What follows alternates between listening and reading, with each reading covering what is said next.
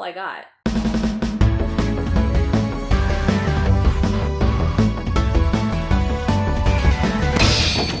So here in the West, we haven't always really had the best track record when it comes to how accurate our dubs are. Especially back then when things were a lot more conservative, so sometimes dubbers would have to heavily edit original content, and sometimes to the point of that work being virtually unrecognizable from what it used to be. Sometimes even the editing would be so severe that it would take a show for teens in Japan and turn it into a show for babies. The same editing and censorship happens in video games too, more commonly referred to as localization, except these changes are arguably not as drastic, as there was a lot more leniency and censorship when it came to games. These edits are usually made so that Western audiences can better identify with the games, like getting rid of Japanese symbols and lore and replacing it with more recognizable Western symbols. When it comes to English dubs, the West has a notorious history for just getting things wrong. But fortunately, in terms of our games, there have been a couple of rare instances where the English localization of a game actually worked a lot better as a whole than the original itself. I'd even go as far to say that on these rare occasions, these dubs managed to come out being superior to their original version. I know, it's crazy.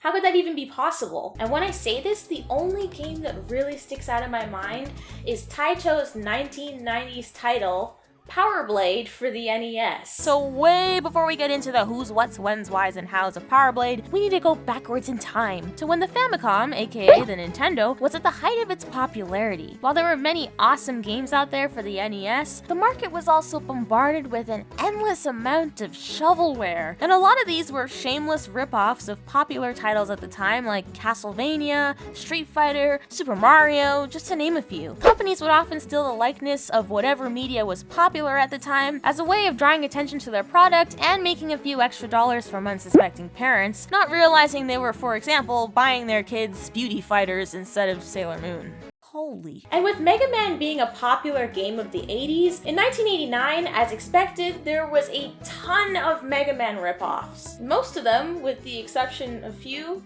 were pretty bad. Enter Power Blazer, a bland, blatant, and inferior copy to Mega Man. Oh, let us count the ways. To be honest, Power Blazer was a pretty bad game. It had no concrete storyline of its own, not even a synopsis in the intro, nothing. You just boot up the game to some guy who looked like Mega Man, wielding a boomerang instead of a blaster. You play through the stages like you would in Mega Man, beat the final boss, and that's pretty much it. The original game feels rushed and wildly unfinished due to it having so many missing pieces. Like, what am I doing? Why am I doing this? There's like no explanation. And if you're wondering, the game's weapon of choice actually really sucks. You had limited freedom to swing your boomerang around and could only propel your weapon forwards and backwards, which was more effective against enemies hitting them from behind as opposed to straight on. You have a series of levels you can transport to in no set order, but these levels aren't very exciting. The levels all feel short and there's no real build up to them or intricacy, and you find yourself just going through these things simply to face the bosses and move on. And those boss battles themselves can be extremely annoying, considering there's no range whatsoever on your boomerang. You can't even throw it upwards if there's an enemy overhead. It's just completely useless. The world map is sparse and kind of plain. It just kind of felt like they didn't know what to do with the space given to them, so they just slapped together anything wherever they thought it would work best. The levels were like this too. They were spacious and the backgrounds were detailed, but there was not much really going on in the foreground, and there was a severe lack of assets and enemies you could really interact with, so it just felt empty. I mean, it's not all bad.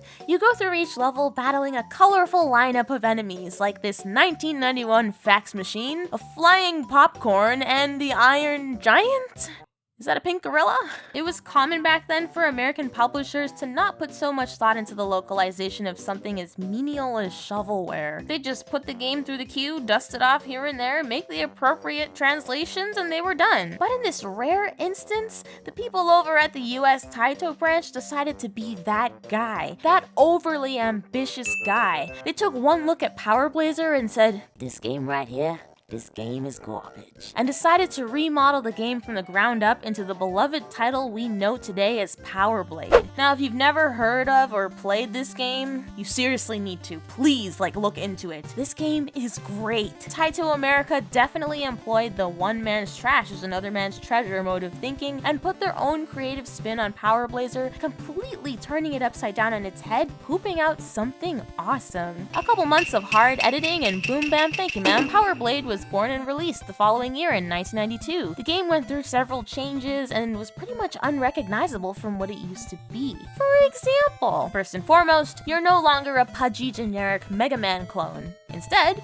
you're a generic Arnold Schwarzenegger clone. You have the option to free roam the levels in both games, but in the English version, every door that leads to the boss in each level is marked with a number, which is helpful in adding to the linear storytelling. So you can either play the levels according to the stage numbers, or just play the levels freely. And it's a small detail, but I think it was added as an attempt to put a little more thought and direction into the story progression. Yeah, that's right. There's an actual story in this one. You're now playing the secret agent named Nova, and it's your job to scour the sectors in search of your lost comrades. Once you find your friends, you'll be gifted with keys that can be used to unlock the doors leading to the final bosses of each sector. So it's more than just running through a level mindlessly going from point A to point B, but in the English version, they tried to give it some depth and a coherent storyline by having you instead go through the entire level with the incentive of freeing your comrades, granting you access to the end of the sector. The level design also underwent a makeover of its own. A lot of the big blocky assets were smoothed down to give the game a more mature look, kind of like the adult transformation that our main character underwent. They tried to sell this game as more of a badass Terminator clone than a child-friendly Mega Man title. The designs are more detailed and colorful than they were previously, which just makes for overall better level variation. And while they may not have switched out your boomerang for something like a blaster or a gun, this time your boomerang actually works and has a lot more range. Instead of having those dumb directional limitations, your boomerang can now travel further, be shot in multiple directions, and you can also attain power-ups which make boss battles a whole lot easier than before. Some of these upgrades include the triple boomerang, super fiery boomerangs, and fast launching boomerangs. We got upgrades out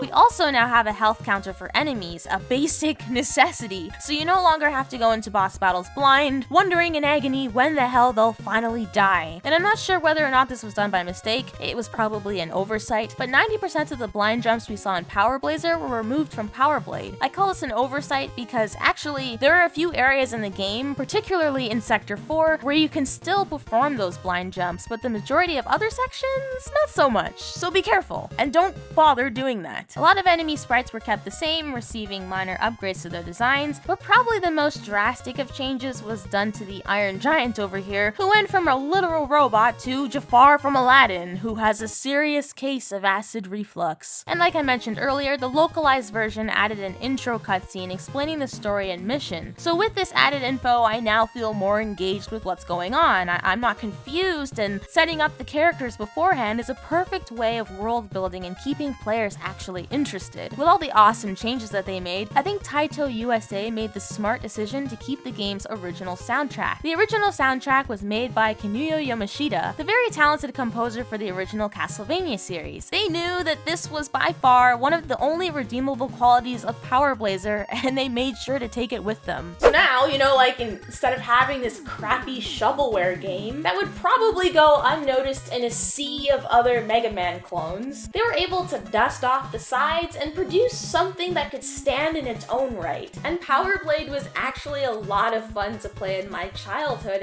I had no idea of its connection to Mega Man until I got a little bit older. And even with it being a bootleg remade from the ground up, it's still one of my favorite games for the NES. In Powerblade, you still have those 6 sectors to go through, but now they're rich and full and have a unique feel to them, with my favorite levels being a tie between sectors 1 and 4. So if you like games like Mega Man, Contra, or even Castlevania, you'll really enjoy Powerblade. And if you also like flying waffles, you'll also enjoy Powerblade. Tasty, but deadly. Not having too much experience with Mega Man, I found Powerblade to be this fun alternative game that felt really rewarding and was a joy to play through. It definitely stands out as a rarity amongst other shovelware titles.